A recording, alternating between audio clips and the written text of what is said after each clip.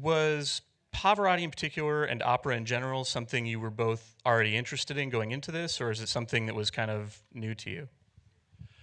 Well, for me, it was definitely something I was interested in. When I saw Pavarotti idea that there may be a Pavarotti documentary in the works, while we were working on the Beatles, I said to Nigel, look, if you don't call me for Pavarotti, please don't call me again. Wasn't quite that quite harsh, but I was really excited because my mother was a amateur soprano, and my grandfather was also a tenor, an amateur tenor. And Pavarotti would play in our house along with Mario Lanza and a couple of other greats quite constantly. So I was very familiar with the music, and I felt like it was something that I wanted to do. My father had been lucky enough to meet him and talk to him many times and spoke of him greatly, so I really wanted to do this film, kind of for mum, really. And how about you, Nigel? How did you come to be involved? I had a friend in the late 80s who produced some of Pavarotti's concerts in Europe in football grounds. And I remember thinking, an opera singer in a football ground, and I buried that away. And when this idea, and of course, like all of us, I'd come across Nessun Dorma. There's 100 million people who've watched Nessun Dorma on YouTube.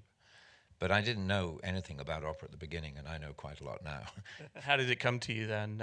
How did you get started on it? Well, after Ron Howard and Paul and I and our whole team finished the Beatles, we were looking for something else to do. And Universal Music Group, Decca, the label of Pavarotti for 50 years that we see in the film, came up with a list of ideas. And we chewed this around and ran it by Ron, and Ron thought about it for a while. And we thought, after doing the Beatles, what rock band do you do next? Yeah. Anything is, a step sideways, or, sorry if you're a Stones fan, a step down. But Pavarotti, that seemed really, to Ron, not that I speak for him, but it seemed like a really interesting challenge. And he was curious, and the rest you see. Making a movie that's both, interesting to people who are already into Pavarotti and into opera, and making it accessible to newcomers, which, I feel like you guys really pulled off. But was that something you were concerned about, and how did you strike that balance? Well, I think actually Ron felt at the beginning that we were all going, Paul to a lesser extent, on a journey of discovery, and Pavarotti wanted to take opera to a group of people that didn't know anything about opera theory or high opera or the high arts. And I think we all wanted to make a film that did that. So you could watch this film, not be an opera fan. Obviously his personality drives the story, and come out of it thinking, oh, well, I think I rather like this or that piece of music. And if you hear it on the radio, it has a different resonance. And that was our goal.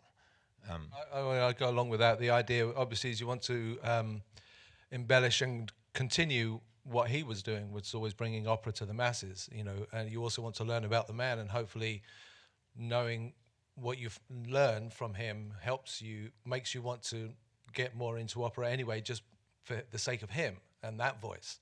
But, to experience it some more. That was the goal we wanted to do, is make everybody like Pavarotti. I wish I could have met him. When you finished the film, it would have been great to hang out with him. It would have been lovely to have seen him perform.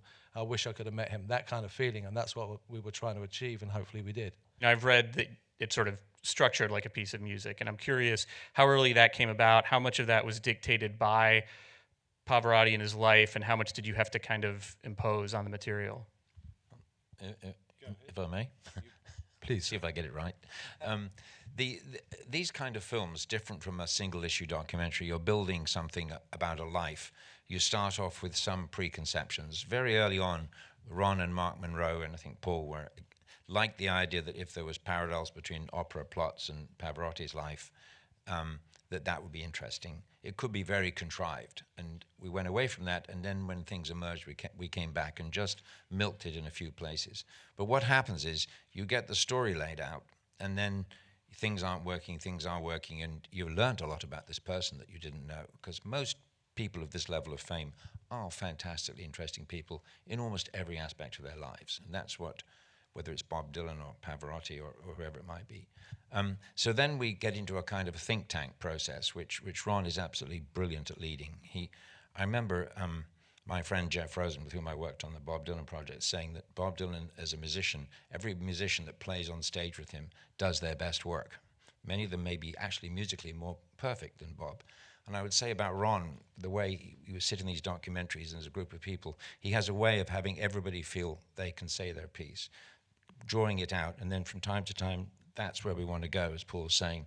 And you sort of realize, actually, the ship has just turned a little bit, and this documentary turned quite a bit halfway through. I mean, when you're making a film about somebody like Pavarotti, or the fact that it's around opera, the initial obvious thing is, well, let's see how operatic we can make this. See if his life had a natural 3-act arc in itself, in a sense, anyway. So we were blessed by that.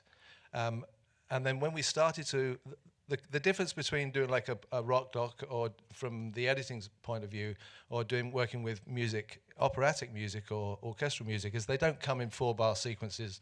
They very rarely repeat sequences. They're usually always developing and always changing and evolving. So it's very difficult to edit down. So once you commit to a sound up, you can't just run away from Pavarotti having given him a few bars. You have to allow the man's voice to really do what it does. And so you have to choose those moments carefully. But by doing that early on, and the idea was to find the right opera piece that fits where we are in the film.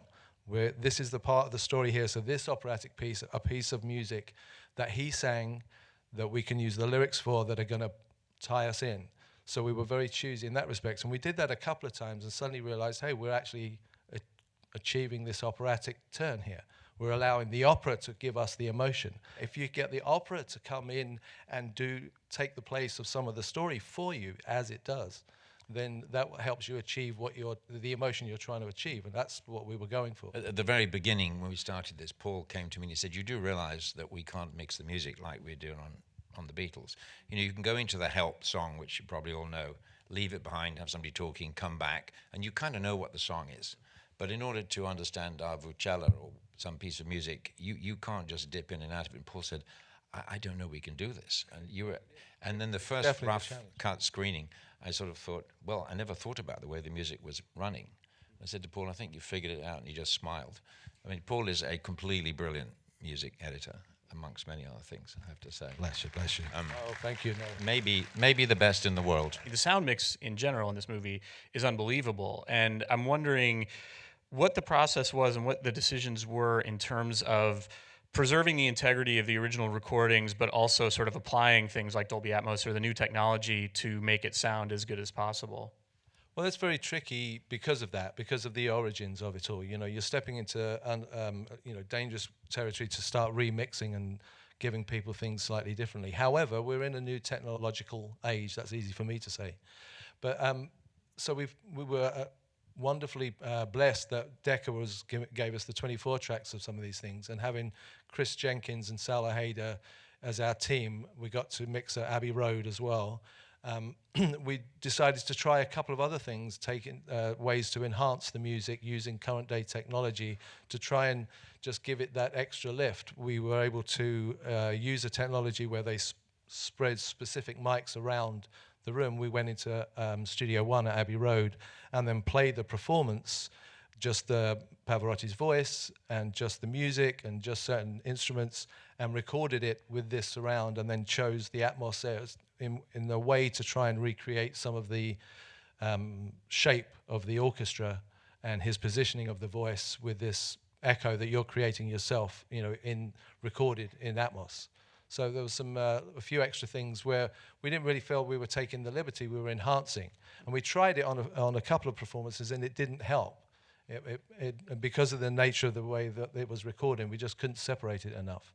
But in the whole last reel is all done in Studio One, and it was just a really great experience to be in there and to be able to listen to all those recordings in their raw form. Even the 3 tenors is in there, like in such a fashion. But I think I speak for everyone when I say it's a beautiful movie, and I really appreciate you guys coming here to talk with us.